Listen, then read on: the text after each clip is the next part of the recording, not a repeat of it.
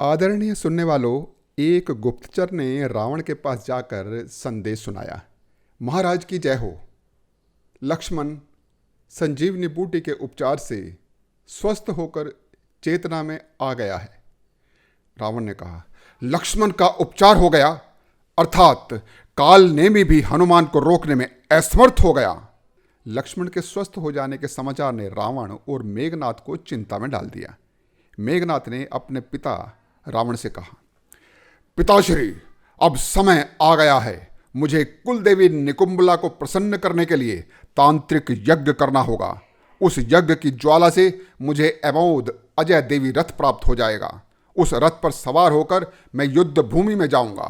तब तीनों लोकों के किसी भी प्राणी द्वारा मुझे हराना संभव नहीं होगा, परंतु इस यज्ञ को निर्विघ्नता से संपन्न करना होगा।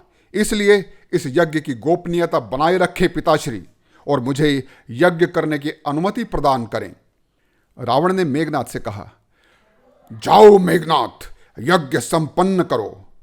मेघनाथ अपनी गुप्त यज्ञशाला में अमोद अजय देवी रथ प्राप्त करने हेतु तांत्रिक यज्ञ करने चला गया। विभीषण को अपने गुप्तचरों से इस यज्ञ की सूचना मिल गई। वह तुरंत श्री राम के पास चला गया और उसने श्री राम से कहा, प्रभु, एक अत्यंत गोपनीय संदेश प्राप्त हुआ है। राम ने कहा, महाराज विभीषण जी, आप बहुत विचलित दिखाई दे रहे हो। ऐसा क्या संदेश प्राप्त हुआ है? विभीषण ने कहा, प्रभु, मेघनाथ एक ऐसा यज्ञ करने जा रहा है जिसकी संपूर्णता के बाद उसे एक अमोद अजय देवी रथ प्राप्त हो जाएगा। ये ऐसा रथ होगा जिस पर सवार होने के बाद मेघनाथ को तीनों लोकों का कोई भी प्राणी पराजित नहीं कर पाएगा। राम ने कहा, तो विभीषण जी, अब हमें क्या करना चाहिए? विभीषण ने कहा, प्रभु, किसी भी तरह मेघनाथ का यज्ञ खंडित करना होगा, उसे यज्ञ करने से रोकना होगा। राम ने कहा, विभीषण जी, आपको जो उचित प्रतीत होता है आप आदेश करें। तो विभीषण ने कहा, हनुमान जी, भाई लक्ष्मण जी और अंगद, आप मेरे साथ आइए। मैं आपको मेघनाथ की उस गुप्त यज्ञशाला तक ले चलता हूँ जहाँ मेघनाथ यज्ञ कर रहा है। हनुमान, लक्ष्मण और अंगद कुछ उत्पाती वानरों को साथ लेकर विभीषण के पीछे पीछे चल दिए। मेघनाथ की गुप्त यज्ञशाला पर पहुंचकर विभीषण ने हनुमान और अंगद से कहा, इसी यज्ञशाला में मेघनाथ यज्ञ कर रहा है। तुम वानरों के साथ इस यज्ञशाला में चले जाओ और किसी भी कीमत पर उसका यज्ञ खंडित कर दो। हनुमान और अंगद वानरों के साथ अंदर चले गए और मेघनाथ का यज्ञ खंडित करने लगे। यज्ञशाला के बाहर विभीषण ने लक्ष्मण से कहा, भैया लक्ष्मण, मेघनाथ जब भी युद्ध में जाता है तब वह यहीं उस सामने वाले वट वृक्ष के नीचे आकर तांत्रिक शक्तियों का अर्जन करता है। आपको उसे उसकी तांत्रिक शक्ति प्राप्त करने से पूर्व समाप्त करना होगा। आप उस वट वृक्ष के पास चलिए। यज्ञशाला में हनुमान, अंगद और वानरों ने मेघनाथ के यज्ञ को खंडित कर दिया।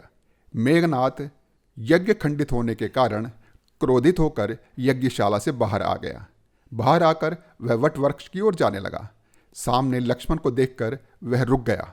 जब उसने विभीषण को देखा तो उसे क्रोध आ गया और उसने विभीषण से कहा, कुल घाती काका विभीषण, अपने कुल के विनाश हेतु तुम इतना गिर गए कि अपने दुश्मन को लंका के ऐसे गुप्त स्थान पर ले आए जहां लंका वासी भी नहीं आ सकते। अपने कुल की मर्यादा का हनन करने वाले देशद्रोही, धिक्कार है तुम पर। विभीषण ने कहा, मेघनाथ, तुमने कभी बड़ों का आदर नहीं किया, तुम मुझे शिक्षा दे रहे हो। तुमने और भैया ने अपने अहंकार के चलते अपनी प्रजा का हित नहीं सोचा और अपने कुल का नाश करवाने पर तुल गए हो। मैं अपने लंका वासियों के हित का कार्य कर रहा हूं। अधर्मी, अन्यायी, अत्याचारी और क्रूर राजा का परित्याग कर अपने देशवासियों का भला करने वाला देशद्रोही नहीं, देश प्रेमी कहलाता है। मेघनाथ ने कहा, विश्वासघाती, पुत्रघाती, अपने स्वजनों को त्याग कर दूसरों की चापलूसी करने वाले, आज मैं तुम्हें जीवित नहीं छोड़ूंगा। इतना कहकर मेघनाथ ने विभीषण पर वार कर दिया। लक्ष्मण ने उस वार को निष्फल कर विभीषण की रक्षा की।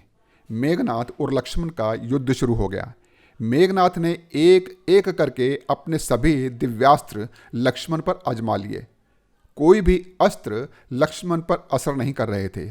सभी दिव्यास्त्र निरस्त्र होकर मेघनाथ के पास लौट आ रहे थे। मेघनाथ को समझ आ गया कि लक्ष्मण कोई साधारण मानव नहीं है। फिर भी मेघनाथ वीरों की भांति लक्ष्मण से लड़ता रहा। अंत में लक्ष्मण ने अमोद बाण से मेघनाथ का सर धड़ से अलग कर दिया। मेघनाथ की मृत्यु पर हनुमान ने शंखनाद बजा दिया। चारों ओर वीर लक्ष्मण की जय जयकार होने लगी। सैनिक शुक रावण के दरबार में पहुंच गया और उसने रावण को संदेश सुनाया। महाराज की जय हो। बलशाली मेघनाथ, शक्तिशाली इंद्रजीत युद्ध भूमि में वीरता के साथ लड़ते हुए लक्ष्मण के हाथों वीर गति को प्राप्त हो गए हैं। रावण ने कहा, नहीं, इंद्रजीत नहीं मारा जा सकता। काल की इतनी हिम्मत कि वो मेरे इंद्रजीत को मार दे। रावण के नाना दरबार में बैठे हुए थे। उन्होंने रावण से कहा, नहीं महाराज, इंद्रजीत को काल ने नहीं मारा है, उसे आपके अहंकार ने मारा है। अहंकार ने आपकी चेतना को लुप्त कर दिया है। इस अहंकार में आपने अपने कुल का सर्वनाश कर दिया है। रावण मेघनाथ की मृत्यु का विश्वास नहीं कर पा रहा था, किंतु सत्य तो सत्य था। उदास और गंभीर होकर रावण अपने कक्ष में चला गया। मंदोदरी अपने पुत्र की मृत्यु का संताप कर रही थी। उसने रावण के आते ही उससे कहा, लंकापति रावण, आज आपके अहंकार ने मेरे महाबली पुत्र का संहार कर दिया है।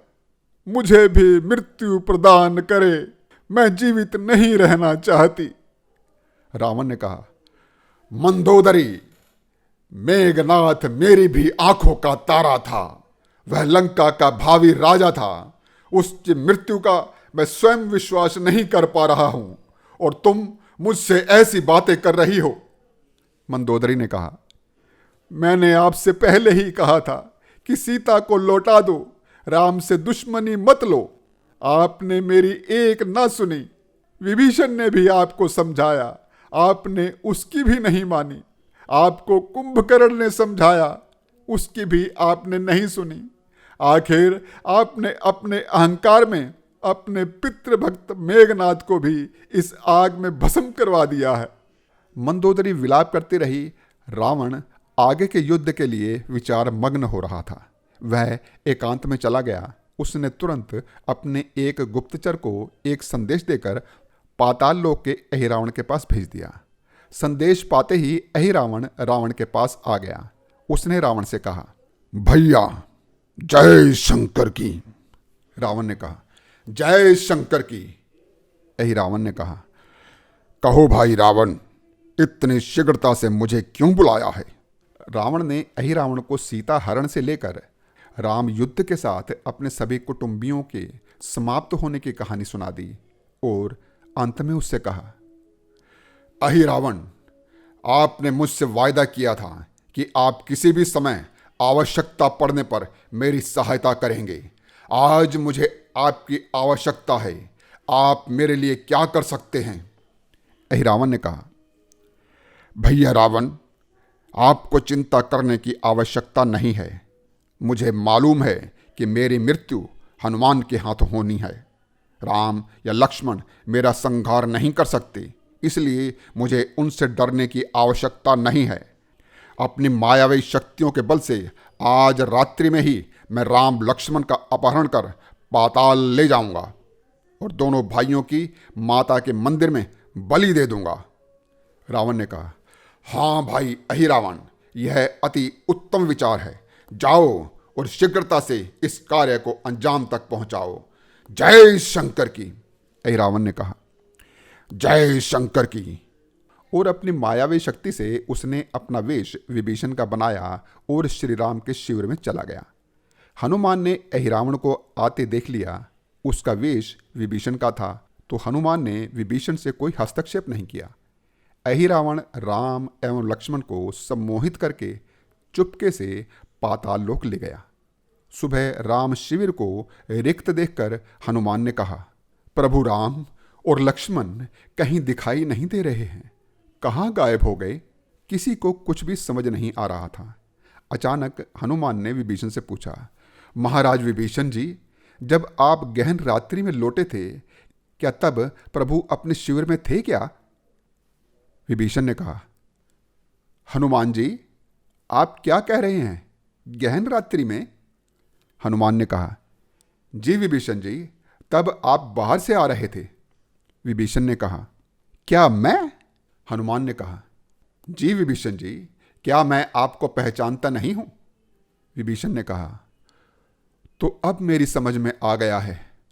पाताल लोक का अहिरावण किसी का भी वेश धारण करने में सक्षम है। अवश्य ही रावण ने उसे यहाँ भेजा होगा और वह मेरा वेश धारण कर सहजता के साथ अपनी मायावी शक्तियों से प्रभु राम और लक्ष्मण को अपने वश में करके पाताल ले गया है। हनुमान ने कहा, पाताल? विभीषण ने कहा, हाँ हनुमान, आपको पाताल लोक जाकर प्रभु राम और लक्ष्मण को लाना होगा। जाओ हनुमान, शीघ्र जाओ। अहिरावण जिसका भी अपहरण करता है वह माता के मंदिर में उसकी बलि चढ़ाता है।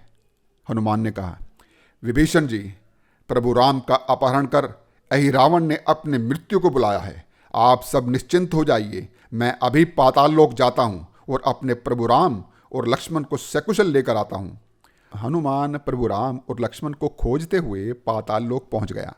वहाँ वह अपने जैसे पहरेदार को देखकर अचंभित होकर उससे बोला, वत्स, तुम कौन हो? उस पहरेदार ने कहा, मैं हनुमान पुत्र मकरध्वज हूँ। हनुमान ने कहा, मकरध्वज, तुम मिथ्या क्यों बोलते हो? मैं हनुमान हूँ, मेरा विवाह नहीं हुआ है, तो तुम मेरे पुत्र कैसे हो गए? तो मकरध्वज ने कहा, आप हनुमान हैं? हनुमान ने कहा, हाँ, मैं हनुमान हूँ। तो मकरध्वज ने कहा, पिताश्री प्रणाम, मैं सत्य कहता हूँ, मैं आपका पुत्र हूँ। मेरी मत्स्य माता ने मुझे बताया था कि जब आप लंका दहन कर समुद्र से जा रहे थे, तब आपके शरीर से आपके पसीने की बूंदें मेरी माता जी के मुख में पड़ गई थी, जिसके परिणाम स्वरूप मेरा जन्म हुआ और मेरे शरीर का आकार दिन प्रतिदिन बढ़ता रहता है। तब हनुमान ने मकरध्वज से कहा, उचित है पुत्र, पाताल का राजा अहिरावण मेरे प्रभु राम और लक्ष्मण का अपहरण कर यहाँ ले आया है। मकरध्वज ने कहा, जी पिताश्री, आज वो राम लक्ष्मण को माता की बलि देने के लिए माता के मंदिर ले जाने वाले हैं। हनुमान ने कहा, मुझे उन्हें बचाने जाना है। मकरध्वज ने कहा, नहीं पिताश्री, मैं यहाँ का पहरेदार हूँ, बिना अनुमति मैं आपको पाताल के भीतर नहीं जाने दूंगा। हनुमान ने कहा, पुत्र, मुझे तो जाना है और मुझे कोई रोक नहीं सकता। यदि तुम मुझे रोकते हो तो मुझे तुमसे युद्ध करना पड़ेगा। मकरध्वज हनुमान को पाताल में प्रवेश करने से रोकने लगा, तो हनुमान और मकरध्वज के बीच युद्ध शुरू हो गया। हनुमान ने मकरध्वज को बंदी बनाकर एक थंब के साथ बांध दिया और पाताल लोक के मंदिर की ओर चल दिया। मकरध्वज ने बता दिया था कि अहिरावण राम लक्ष्मण को बलि चढ़ाने के लिए मंदिर लेकर आ रहा है, इसलिए हनुमान मंदिर में छुपकर राम लक्ष्मण के आने का इंतजार करने लगा। कुछ ही देर में अहिरावण राम लक्ष्मण को बंदी बनाकर मंदिर में ले आया। राम लक्ष्मण को बलि चढ़ाने के लिए तैयारियां होने लगी, तो हनुमान अहिरावण के सामने आ गया और उसने राम लक्ष्मण को आज़ाद कर दिया।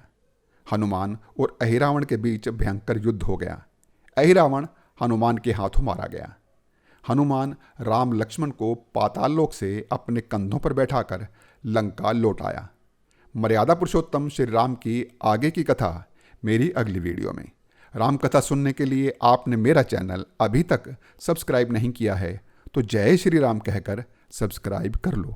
बोल सियावर रामचंद्र की जय।